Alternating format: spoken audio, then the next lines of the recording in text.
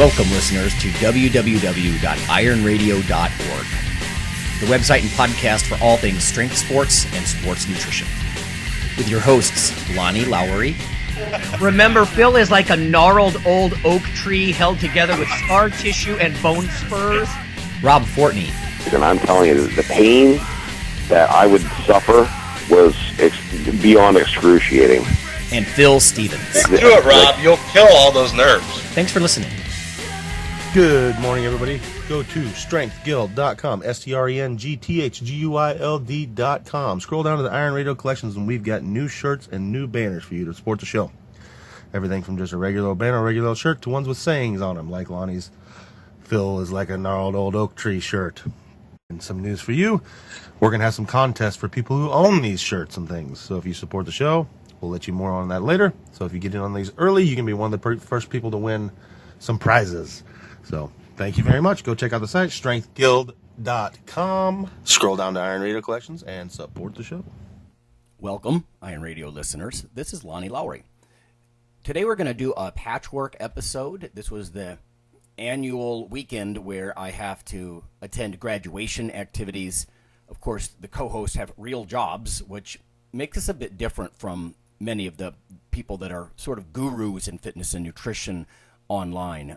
We have third-party, regular-type jobs. So what I'm going to do is offer a little bit of news myself. Dr. Nelson is going to offer a little review on cold water immersion and what it does to muscle growth and things of that nature. And then Phil will chime in as well. So expect this to be sort of one-offs that I'm going to patchwork together to get you something this week so you can stay up on news, science, and what's going on with Strength Guild and Phil and powerlifting. So let's get to it. Strength and muscle sport news. Nutrition and exercise science news has been sort of backing up on me. Today, I just gathered a collection of things from recent weeks that have an immune system focus. Let's check out this first one. Those of you who are bulking, this might especially be pertinent if you do sort of a dirty bulk. This is through labroots.com from, it's April of this year, so it happened just recently. What's that frozen pizza doing to your immune system? This is by Tara Fernandez. It says, in a recent study, scientists have found that commonly used chemical additives in processed foods have toxic effects on your immune system. Now, you might think, well, how is that allowed, right? Don't these things have generally recognized as safe kind of status? Well, that's a grayer area, I think, than many people know, and that's why I'm telling you. So the study found that these immunotoxic substances cause the body to produce fewer antibodies. Well, if you've been following the news at all, you realize that's what vaccines are trying to elicit, an antibody response. So nobody wants to have a blunted antibody response if they choose to go get a vaccine, or maybe if they've had COVID-19 and their body just didn't respond as well, because we know there's a pretty broad range of how people respond with antibodies. So maybe this is part of it. Another reason to be careful with these processed foods. It says one of these preservatives, butyl hydroquinone, or TBHQ. You may have seen that if you ever look at the ingredients list on foods. TBHQ is present in about 1,250 processed foods, including microwave popcorn, cheese crackers, frozen pizza, chocolate bars, breakfast foods, right? And that really makes me raise an eyebrow, because often we hope that breakfast foods can have a healthy component. Obviously, they don't all. But this preservative is probably more concerning than we may have thought. The article goes on to say that, of course, the FDA has approved a lot of these food additives long ago, decades ago. But because of this, of course, manufacturers don't have to undergo these updated testing, procedures to try to understand what these compounds do to people.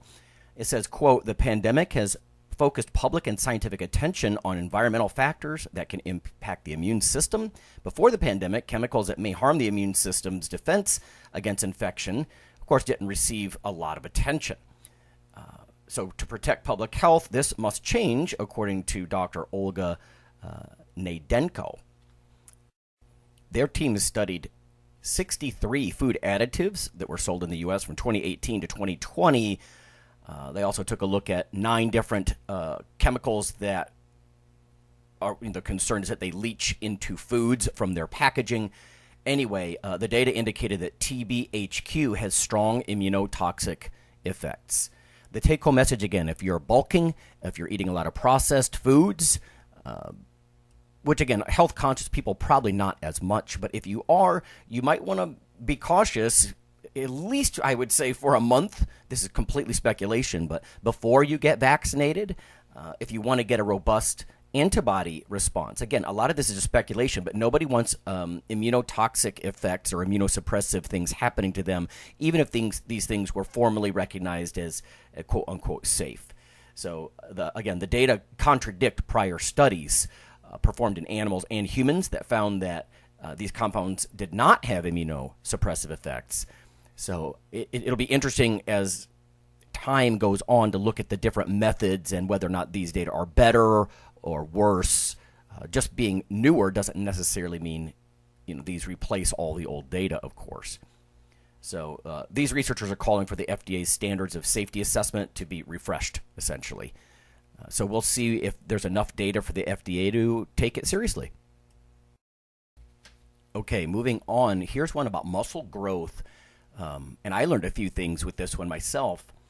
This is also Tara Fernandez through Lab Roots back in February, but I haven't got a chance to talk about it. And I just don't know how this is going to apply to lifters, although it certainly looks to me like it might. So let's take a look here. Hugs from immune cells heal muscle. Now, this caught my attention because my dissertation, I made people very sore with eccentric exercise. I actually ran them downhill, but I've done squatting and benching protocols as well, purposely trying to activate aspects of their immune system and how that's involved in muscle hypertrophy, right? It's not just testosterone or growth hormone or what a lot of people think. So here, Tara Fernandez reports that Australian researchers have discovered a regenerative factor produced by immune cells that drives the repair and regeneration of damaged muscle.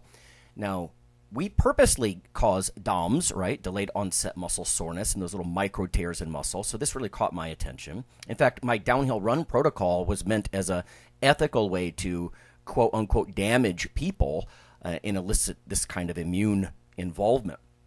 Anyway, it says, upon sensing injury, muscle stem cells are activated and come to the rescue, synthesizing a cocktail of biochemical factors that promote tissue growth and repair. Okay, so growth factors, got it.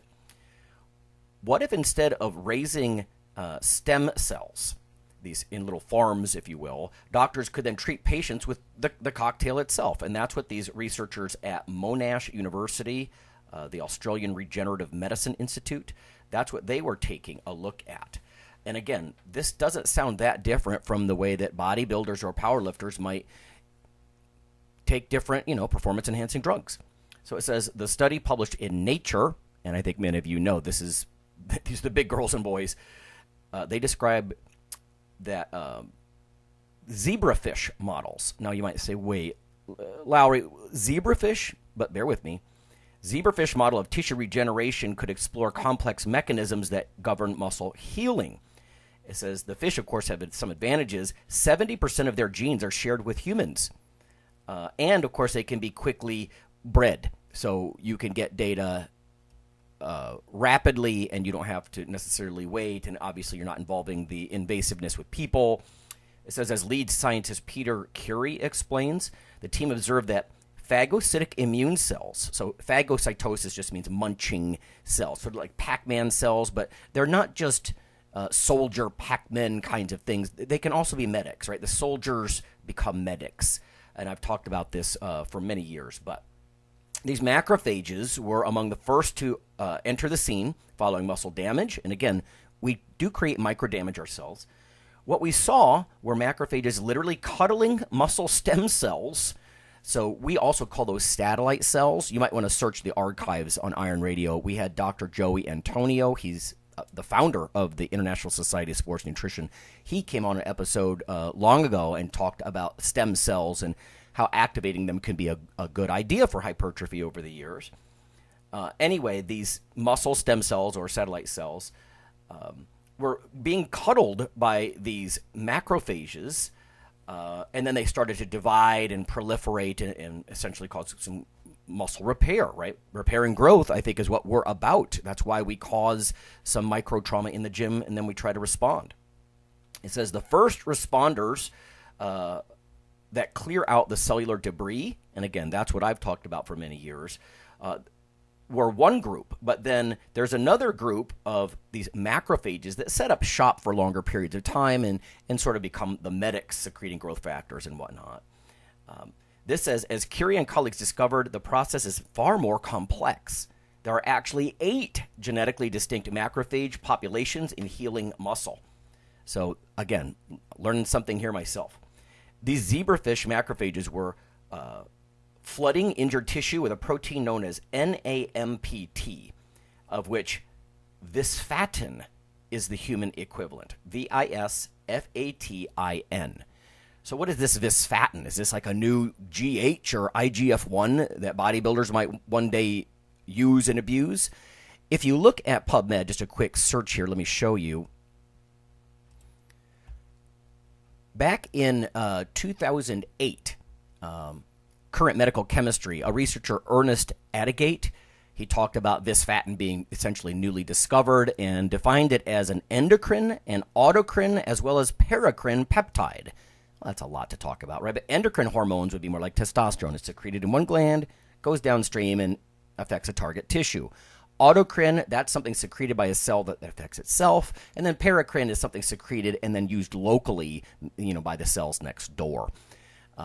And the peptide has many functions, including enhancement of cell proliferation and hypoglycemic effects, so glucose disposal effects.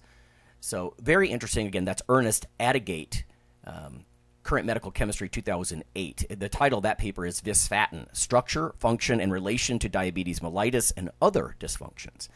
So again, around for over a decade, or known, if you will, but very interesting, cropping back up here when it comes to muscle growth and repair. It says, do similar processes happen in mammals? Yes, say the researchers. Using mouse models of muscle wasting diseases, the team demonstrated that a hydrogel patch that was impregnated with this NAMPT showed similar effects as those observed in zebrafish. So damaged muscles were replaced with healthier tissue faster. Very interesting stuff. So again, digging into the role of immune system in muscle growth, and I lectured on this for years, but this is newer stuff that was beyond what I was talking about, right, with my just sort of 1 or 2 macrophage model as far as soldiers becoming medics. So many different kinds, and again, immune system in the news. And lastly, one more out of me from the same source. I might try to get Tara Fernandez on the show, actually. Food allergies be gone. Nanoparticles call for an immune ceasefire. So if you do have a food allergy, and many of you know that there's common culprits, milk for some people, and I don't mean lactose intolerance. I mean actual allergy involving the immune system, right? Swollen hands and hives and difficulty breathing, things like that. Milk, eggs, peanuts, tree nuts, wheat, soy, fish, and shellfish are some of the big culprits. So there is some research from Andre Nell, a nanotech expert, and let me tell you about this. They are looking at the liver to try to reprogram the immune system to act in a more non-responsive way, right? Because what is allergy? It's an inappropriately excessive response of the immune system. So they're trying to calm that down. It says nanoparticles have distinct physical and chemical properties from their larger material counterparts, and once administered into the bloodstream, their final destination is the liver. So they're trying to get them to accumulate in the liver and affect how your certain white blood cells, specific T cells, function, and then calm down the allergy symptoms. So here it says the liver's specialized immune system favors tolerance over immunity, if you will. In their report published in ACS Nano, the team demonstrated how delivering a single allergy-causing protein to the liver within a nanoparticle carrier is enough to provide long-term relief. The science did a series of experiments with mice. Okay, so you're not going to purposely cause a anaphylactic response in people and try to stop their death in a sense. So mouse model of egg allergy. And here's interesting, that like the therapeutic value. The mice were exposed to egg proteins, and sure enough, they got asthma-like symptoms, difficulty breathing. Nanoparticles were administered to the animals, and they sequestered in the liver, and they triggered production of these regulatory T cells. The nanoparticle treatment prevented the onset of the allergy symptoms. So if you're one of the people who say, oh, crap, I can't, I'm afraid of egg, or I can't have dairy, or whatever it might be, this might be your ticket coming down the road, this nanoparticle approach. It says follow-up experiments could expand the potential of nanotech for various inflammatory conditions, right? Not just these hypersensitivity allergy-type reactions, but including type 1 diabetes, lupus, and rheumatoid arthritis. So some autoimmune conditions. So fascinating stuff with nanotech on the horizon. Again, more T-cell and immune types of things. So I'm going to cut my portion of the show here. We're going to go to break, and right after the break, we'll have Phil talk a little bit about the powerlifting world, and honestly, I don't know everything he's going to talk about. And then after that, Dr. Nelson is going to offer some cool stuff about cold water immersion and whether it's going to help or hurt, your physique and muscle growth and all that kind of thing. So thanks for your tolerance this week. Again, we're working class people. I mean, we're professionals and working class, so this is how it has to roll out this, 1 or 2 times a year.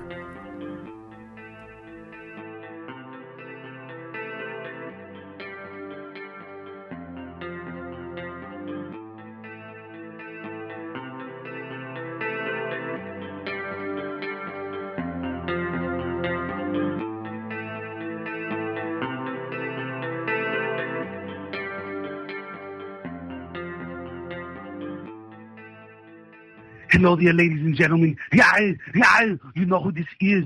So I'm here to tell you about Dr. Mike T. Nelson's new book, Why You Should Eat Keto. I don't do it because, look at me. Come on, I'm fabulous and I'm fantastic. Anyway, you should text the Keto ebook, all in one word, to 44222 to receive your free copy. Do it now! Iron Radio is, of course, primarily a podcast. But over the years, there have been technical glitches calling for backup streaming and listeners who wanted the convenience of other sources of audio content. Toward this end, Iron Radio is now simulcast and backed up on YouTube. If needed, please search Lawnman07 or Iron Radio from within YouTube. There's not much video, but if you like to listen through YouTube on a Roku or other living room device, there you go. Okay, listeners, after more than a decade of joining us on the podcast airwaves, you can now also become viewers on YouTube. This is not our usual simple backup of the audio show, but rather a growing body of video taste tests covering various foods of interest to nutrition enthusiasts, bodybuilders, and powerlifters. From within YouTube, simply search for Iron Radio Taste Test or Nutrition Radio Taste Test. In about 15 minutes, we cover taste and texture similar to other products, usefulness to the co-hosts, and whether we would recommend the product to certain clients. You may even want to watch our podcast feed or Facebook group for which products are coming down the pike so you can taste test them with us. Join us for this new monthly project.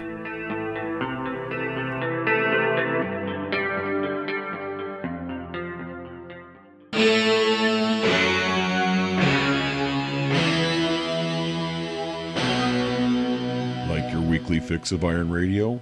In addition to being a popular institute on iTunes, we are also on email. Simply go to www.ironradio.org and sign up for the voluntary email. You'll get a once per week email, no more. That's little more than the show notes and a link to the audio. So go for it.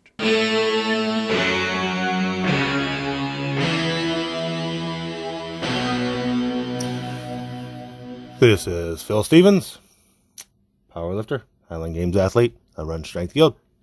We are each recording alone today because Lonnie is at graduation ceremonies and Mike is traveling.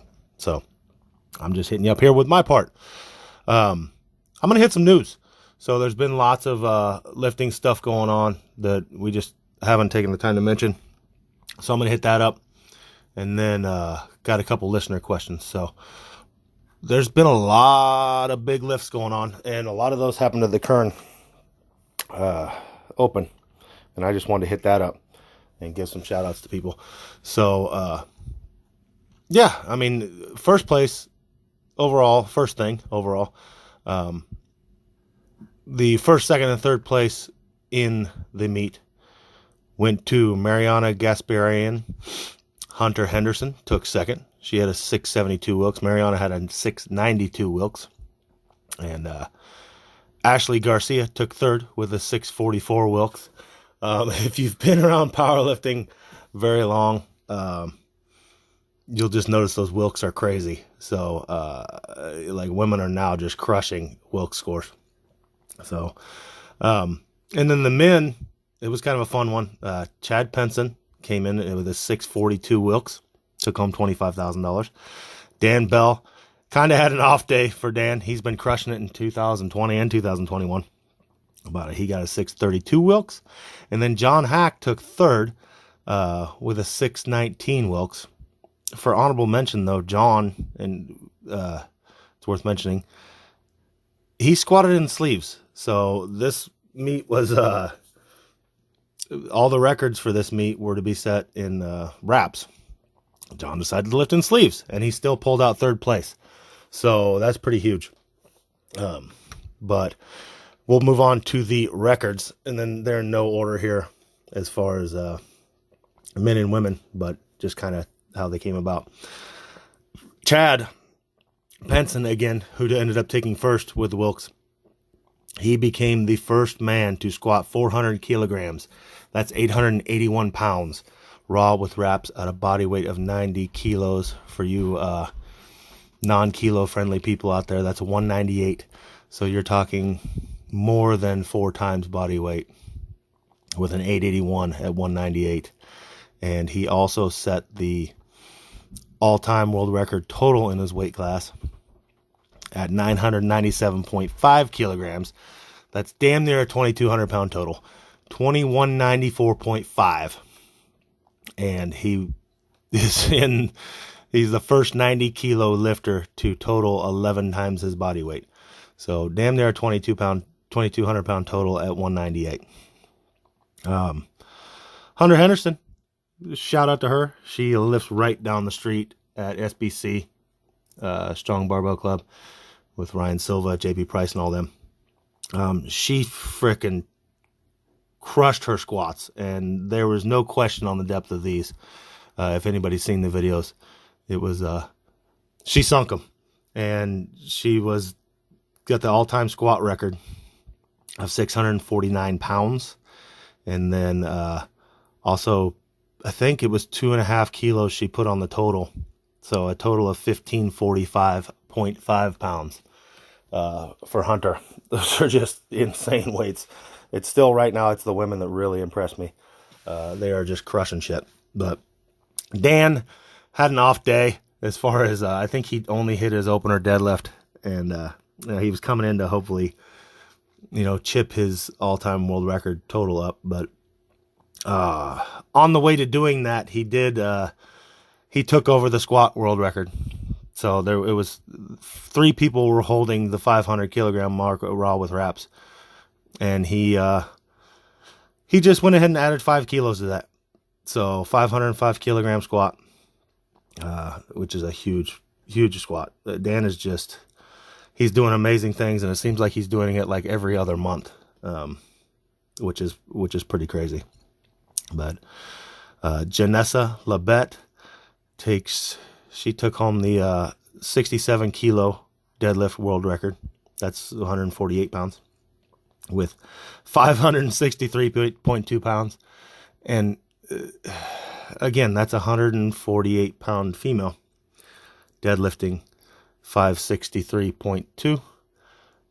I hope something like this starts putting the end to me catching shit for saying any grown ass man of any weight class should be able to deadlift 405. these women are just insane. So congratulations, Janessa. But Blake LaHue puts up 910 kilograms, 2,002 pounds, at a body weight of 82.5 kilograms. And then a shout out to Sarah Schiff. I had the pleasure of working with Sarah a little bit, like 13 years ago or something like that, and met her at the CrossFit that my wife was working at. And Sarah was just strong and wanted to deadlift, and it was crazy. So helped her a little bit, but she's went on to work with numerous people. But right now, I'm pretty sure she's still training at with my buddy Jesse Burdick up there in Northern California.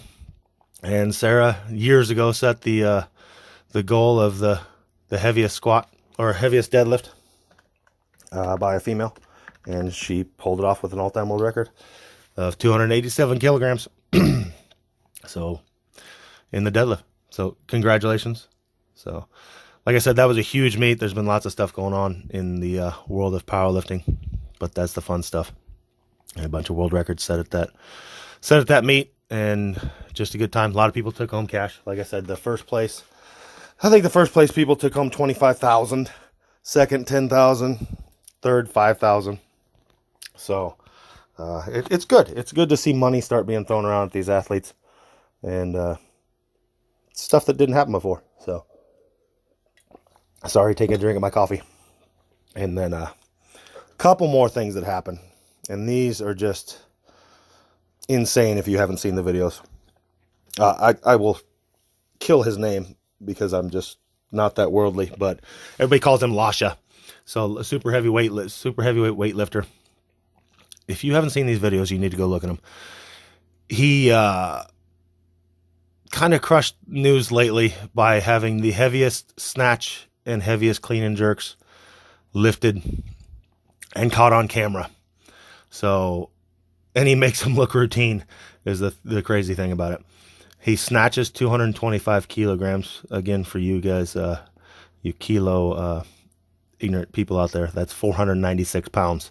So I was doing snatch grip deadlifts the other day at like 440, and those are horrible.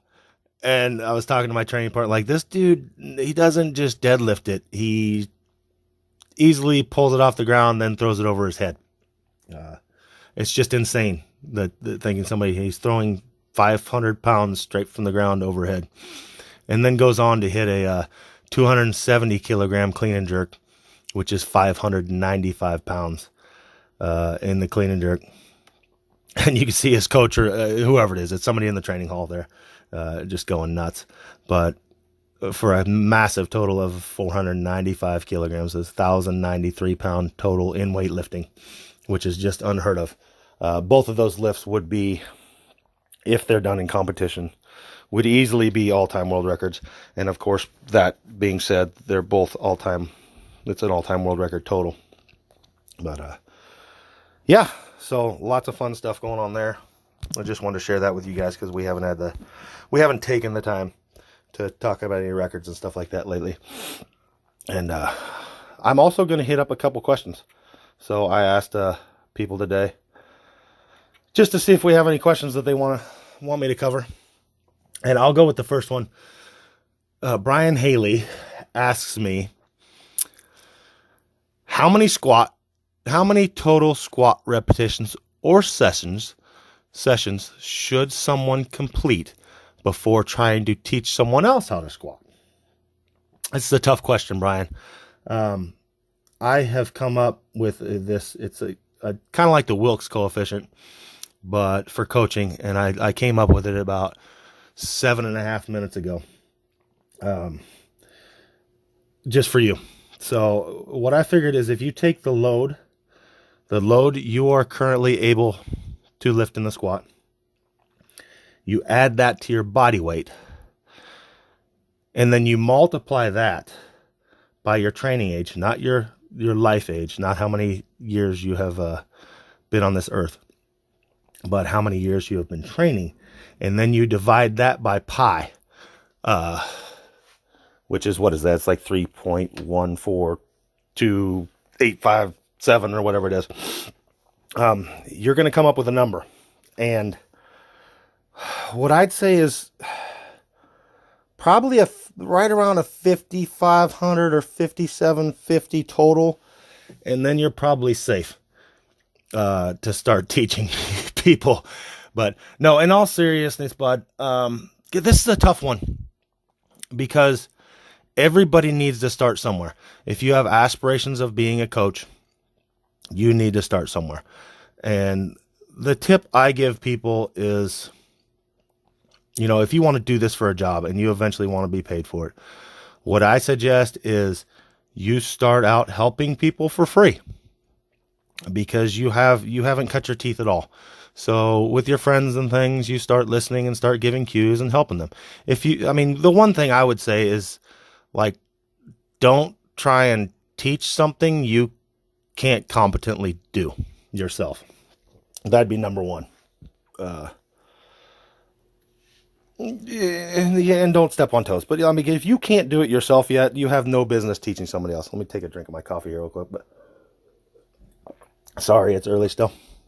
But after that, you have to start somewhere. And I think you see two things happen. A lot of times people come in way too early and try and coach before they know anything, and they're trying to charge people. Like they did one competition. So I'm the East Shawnee County record holder, and they start posting up, selling online training. Or like they take fourth in a figure competition at their local YMCA, and now they're a figure competitor coach, charging a bunch of money. I'd say cut your teeth and just start helping people for free. And you need to get some reps in. It's just like the sport of lifting. You're going to get good at it. You're going to start to get an eye for it by actually doing it. And, or if you can find somebody and shadow them, like I did a ton of that.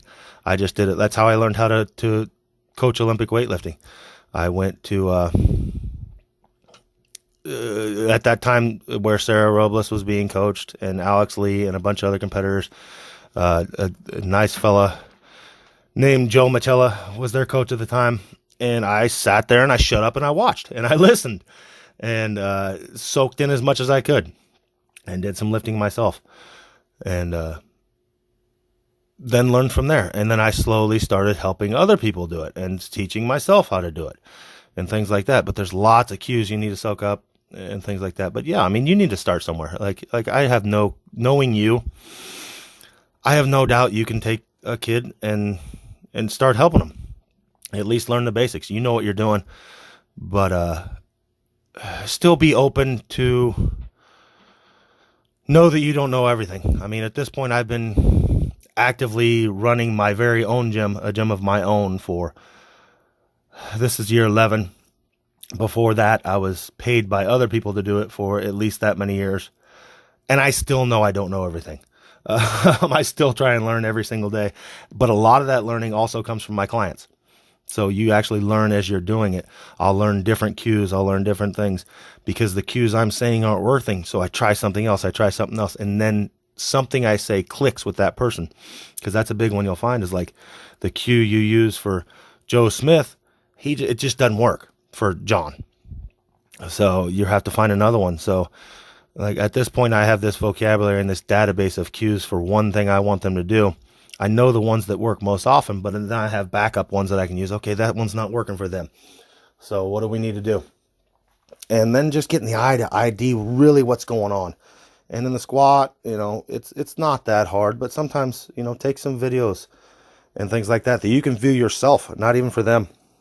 Like I don't post a lot of Instagram and Facebook rep stuff, but I take a lot for me to look at of other people.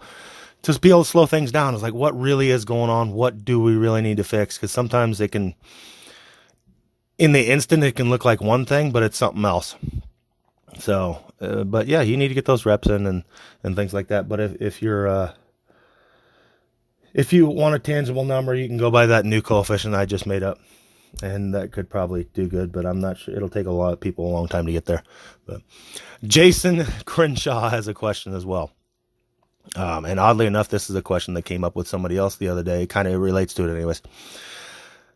In terms of repetitions in sets, when repetitions are greater than 10, does that then just focus more on cardio, or is there strength training in that as well?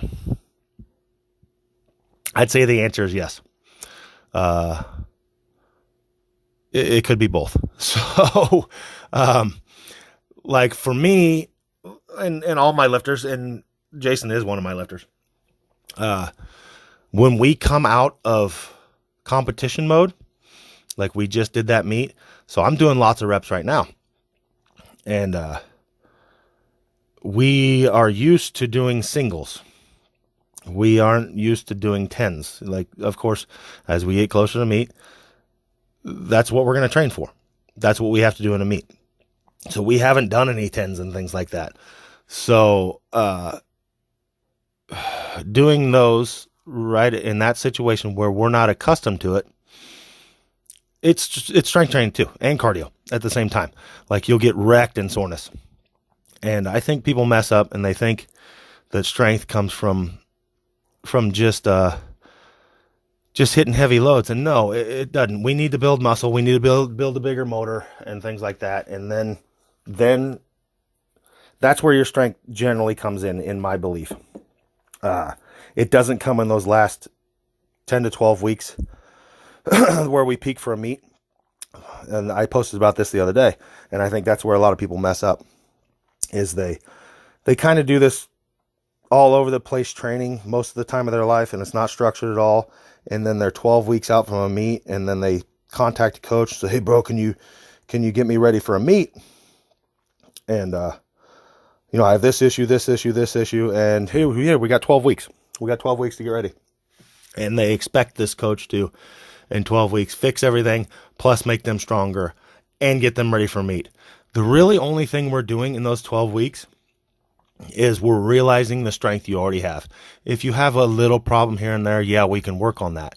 But the strength gains and the problem solving comes in all those other months, the rest of the year, and where a coach could have helped you. So you're putting a lot on these people's shoulders, when in reality, what they can really do in that short of amount of time is just get you ready to realize the strength that you've already gained from the other months that you've been doing stuff. So, but to get more pinpointed on your question, it depends. Now, if you got, like, somebody else told me the other day, like he had a client come in and had him a question for him. He's like, he's been doing all sets of 10, and then he goes like sets of 11, and then he goes sets of 12. He never changes the weight. He just keeps adding more volume. And at some point, you're going to get so used to that load that it's going to start move away from, purely strength, purely anaerobic, into the aerobic side, just because you're never changing the load. So yeah, basically at some point, if like all I did was squat 135, it would turn purely aerobic. All I'd be doing is working that system. I'd never be stressing the anaerobic system. So yeah, I mean, if you're really used to that things and you're not putting a greater load stress on your body, at some point it will turn into just aerobic activity and cardio, as you call it on here. But when we're not used to that, getting those reps in and things like that, it is strength training. Like I know I'll get stronger. Like I did 475 for 15 the other day. I think he was there for it. That's going to make me stronger. It is. I mean, my ass, my glutes, my hamstrings, my back were wrecked for like 5 days afterwards. I'm just now feeling right again, and I'm going to go into the gym and do something like that again today. So, it depends. It depends on what you're used to. I really like switching it up, people, when they're not used to low reps, like all they've ever done is high reps. We're going to get used to some of that stuff. We're going to make you neurally better. And that's usually what we're working on there. We're just getting your body used to heavy loads. It's a skill in and of itself, getting used to heavy loads, and also neurally just adept to moving it. Like I'm really good at low reps. You'll see a big variance because we'll cycle our squat things, our squat variations, for instance. We'll do a 5 week, a 3 week, and a 1 week. And I have a huge variance in between my 5, my 3, and my 1. Because I've just trained myself to be really good at low reps because that's my sport. But some people are not. There's a really small jump in between 3 and 1 and 5 and 3. And that's because they're just not used to heavy loads on their back. It could be a mental thing, like, holy shit, this is heavy. They don't know how to approach a weight like that and not think about it. So they're sweating that heavy load in their mind. They're doubting it. Whereas I've gotten myself to a point where I just don't think about the load. I just, okay, going to do this. I just got to do 1. This will be easy. So, and then also just what they're used to.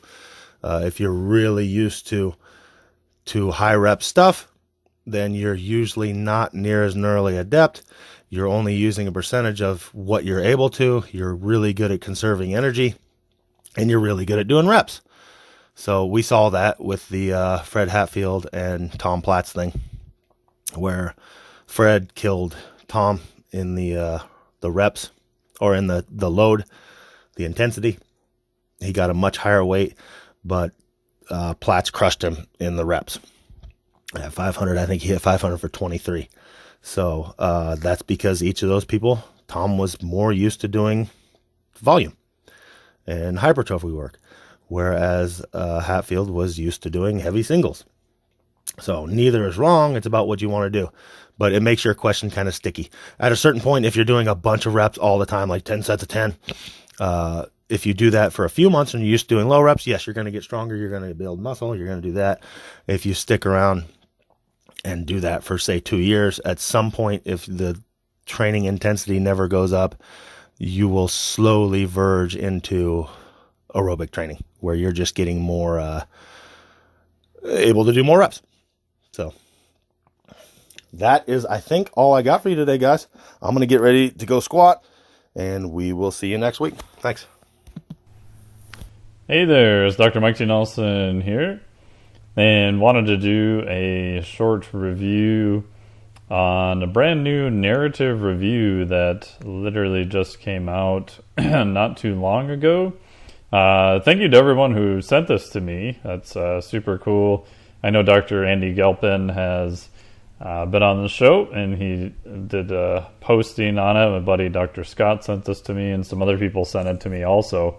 It's entitled Post-Exercise Cold Water Immersion Effects on Physiologic Adaptations to Resistance Training and the Underlying Mechanisms in Skeletal Muscle, a Narrative Review. So, long title. This was published in Frontiers in Sports and Active Living. The main author is Aaron C. Peterson, S-E-N, and you can get it as an open access, which is really good. I'd highly recommend that you give it a read. It was published on April 8th, 2021. Really, really well done narrative review. Again, just for people listening, a narrative review is kind of the author's, I would say, interpretation of the data and pulling together multiple data sources into one. I tell people and students that it's kind of like a good one-stop shopping to start at.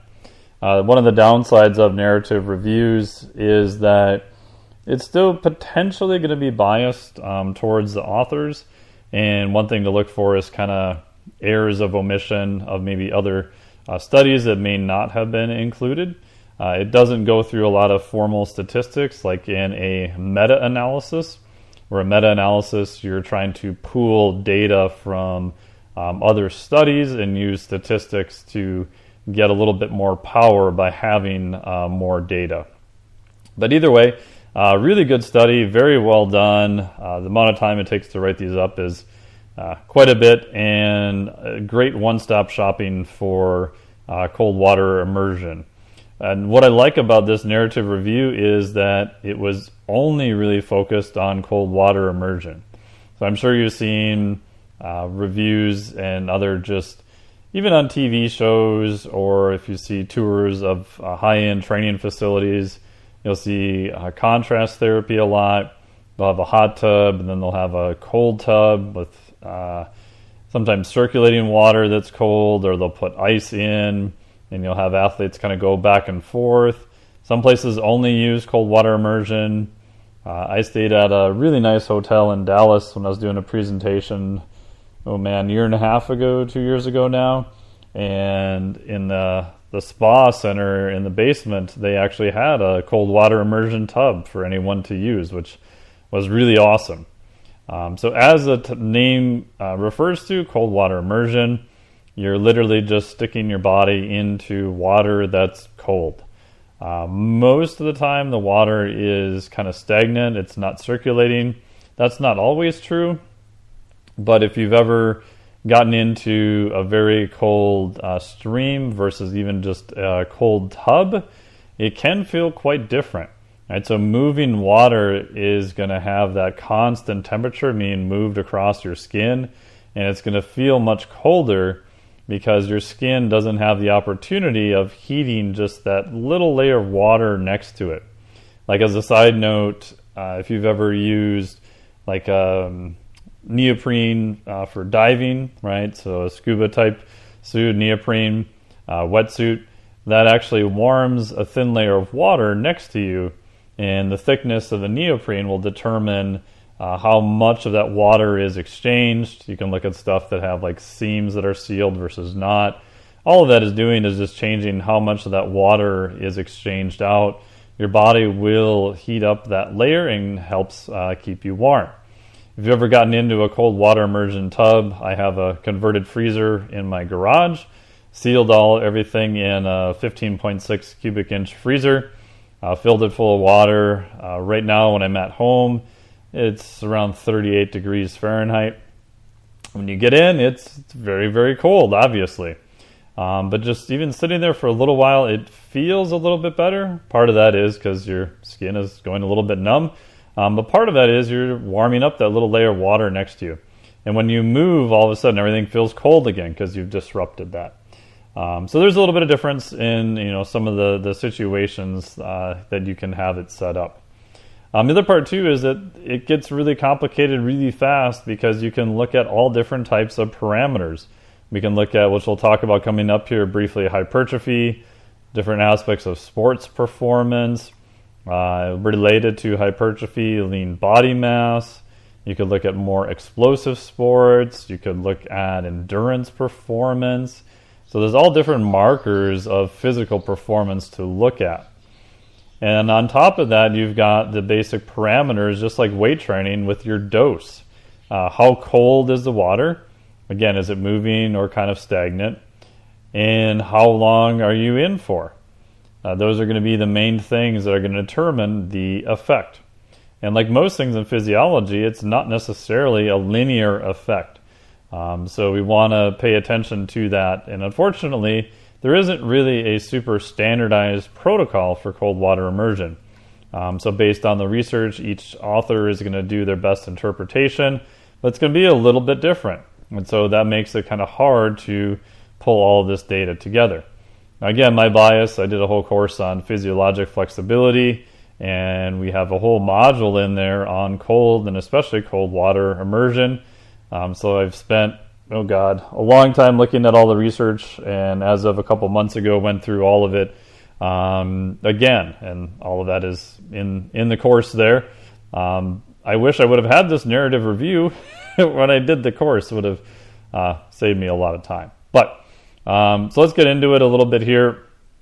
Their definition here of cold water immersion is the protocols typically involve submersion of the limbs and or torso for 5 to 20 minutes in very cold water, temperatures between 8 to 15 degrees Celsius.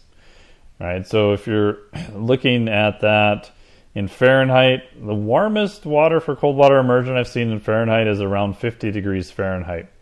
Now that seems relatively warm, but if you've ever gotten into water that's 50 degrees Fahrenheit, it's cold. It does not feel very good at all.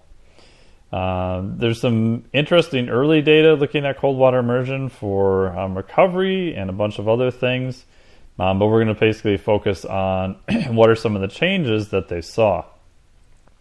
So the main thing that you're probably interested in, which I was interested in also, is changes in skeletal muscle hypertrophy or gains. If you look around the old internet now, it would seem that cold water immersion will absolutely crush all of your gains, and that you should never do it, and it's an absolutely horrible idea.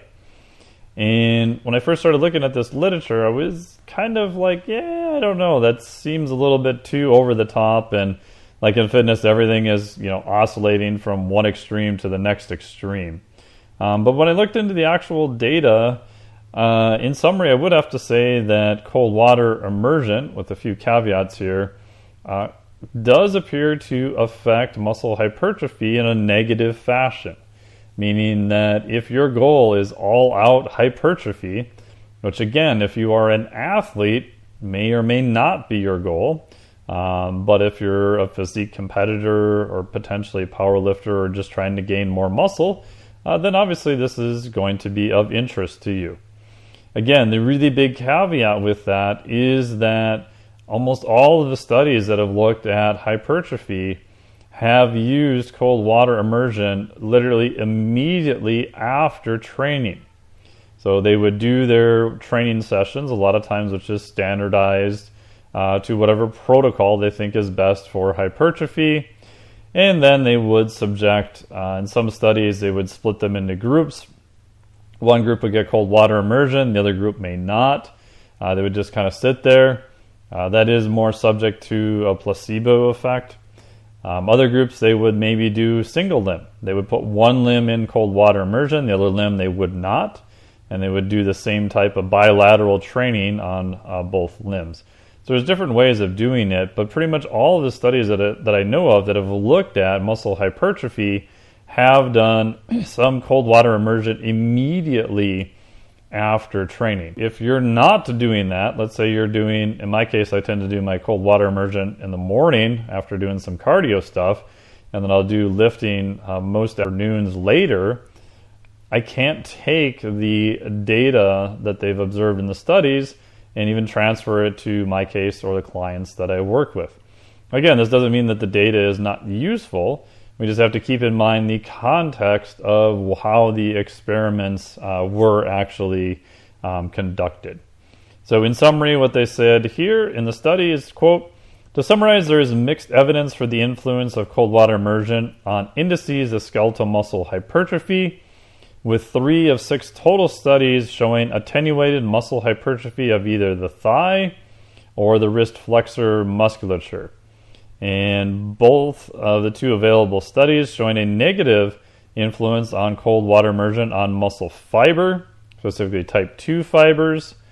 And, quote, there is no evidence that post-exercise cold water immersion has beneficial effects on measures of skeletal muscle hypertrophy. If we look at some of the actual data, they did some really cool charts in this study, which I would highly recommend you pick up and look at. But they did a simple plot.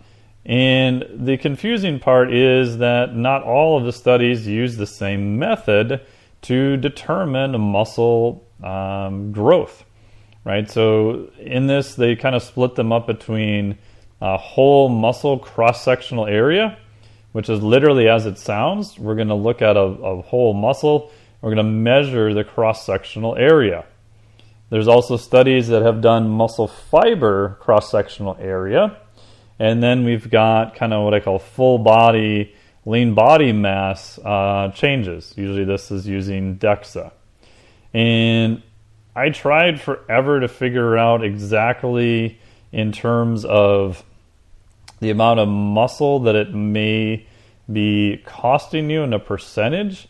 And the downside with the lean body mass changes with DEXA is they were generally done by only one author, and it was hard to figure out what the amount of muscle is because it was looked at as a percentage change from baseline.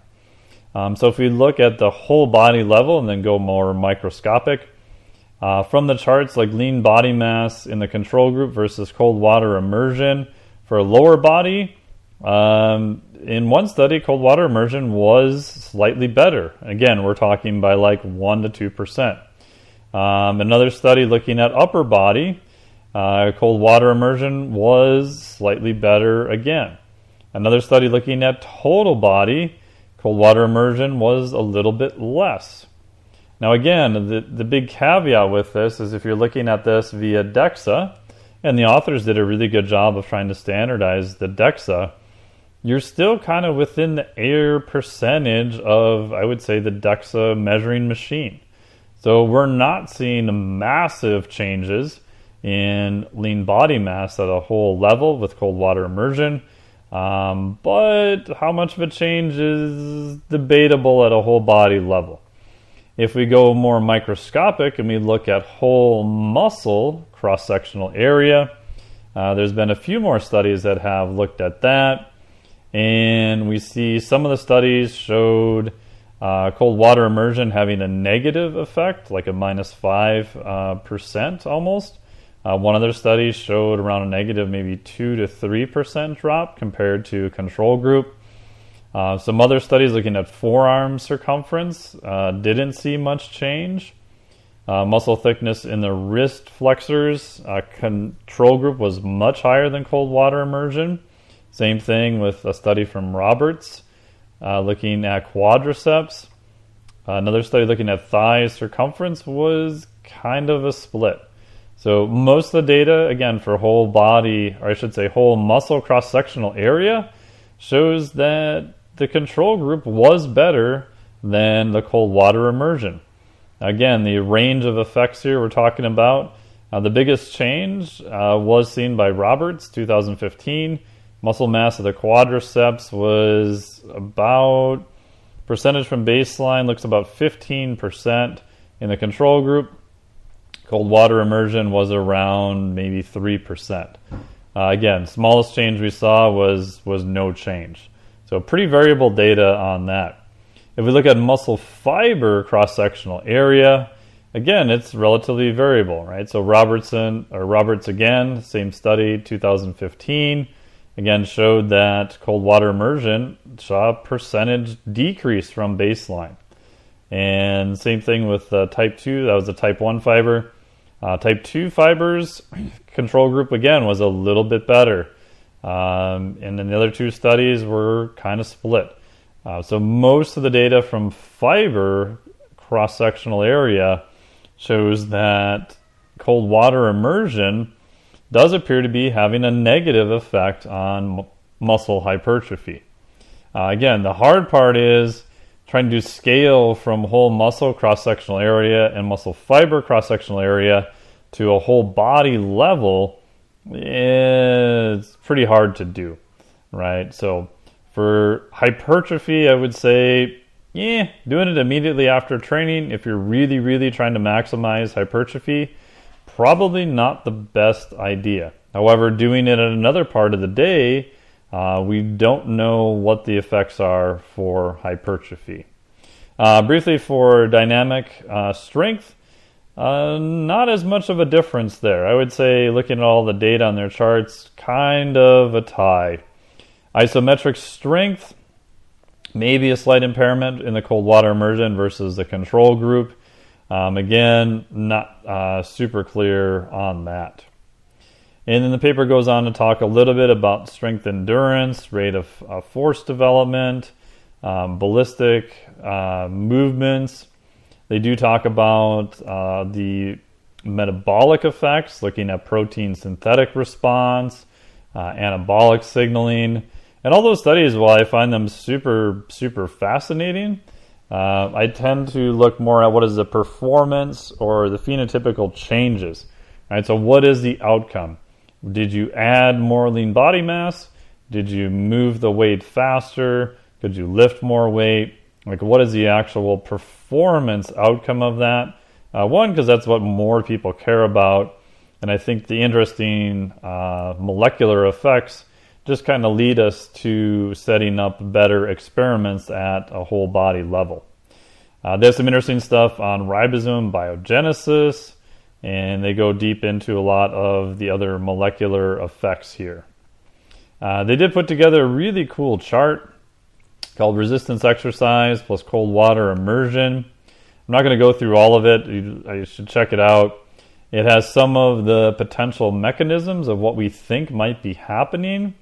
One of them is we may see a blunting of mTOR1 signaling. This may be turned down And if this happens, you're going to see a decrease in muscle protein synthesis. And if that continues, you're going to see a decrease potentially in muscle mass.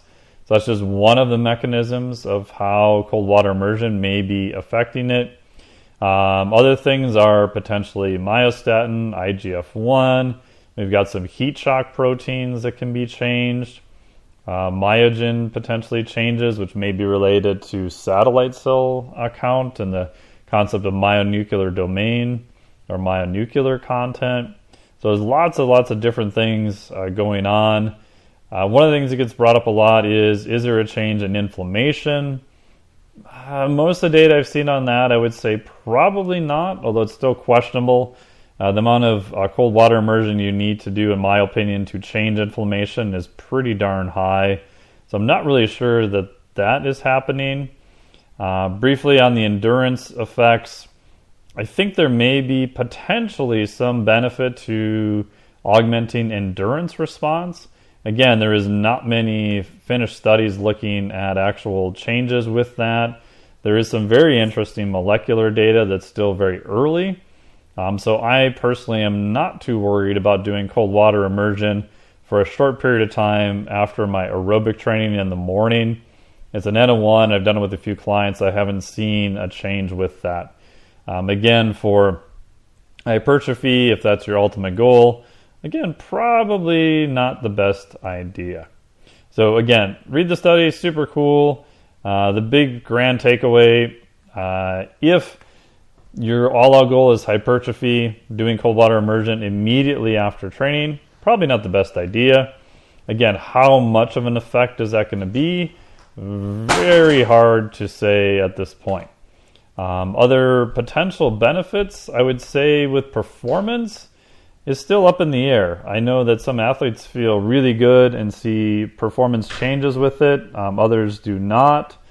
I would say it's kind of split right now. So you'd probably have to do your own testing to see what you feel. So even if you do it immediately after training, it might be costing you hypothetically a little bit of muscle, but athletes feel better and they can add a whole nother day of training. That may be a trade-off that's really worth it for them. Again, it depends on the goals and what you're doing. This study didn't get into it, but I do think there may be a benefit with aerobic training. So setting it up, I like to do it in the morning after doing some aerobic training. I tend to feel better. I'm not worried about any counter effects with that, and then do my weight training in the afternoon. If you only have a limited period of time to do it, do the weight training, and then maybe a couple hours later you could do some cold water immersion. No data right now on the exact timing of that, so we don't really know. But anyway, I wanted to talk about just a somewhat brief summary there. Post-exercise cold water immersion effects on physiologic adaptations to resistance training and the underlying mechanisms in skeletal muscle narrative review by Aaron C. Peterson in the journal's Frontiers. Thank you so much, and take care.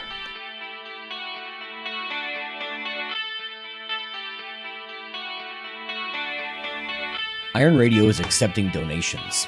If you like what we do, the professors, the scientists, the bodybuilding show promoters, the athletes themselves in powerlifting and bodybuilding, please consider making a donation or maybe buying something from the IronRadio.org store. We also are accepting supporting members. So for $4 a month, which is frankly less than the bank sneaks out of your account in fees, you can step up and support a form of sort of public radio for the bodybuilding and powerlifting and strength community. The Iron Radio podcast and all of the audio on ironradio.org is for informational purposes only. If you're interested in starting a diet or exercise program, it's important to check with your physician. Also seek the help of registered dietitians, athletic trainers, and qualified exercise physiologists in order to make the progress that you need.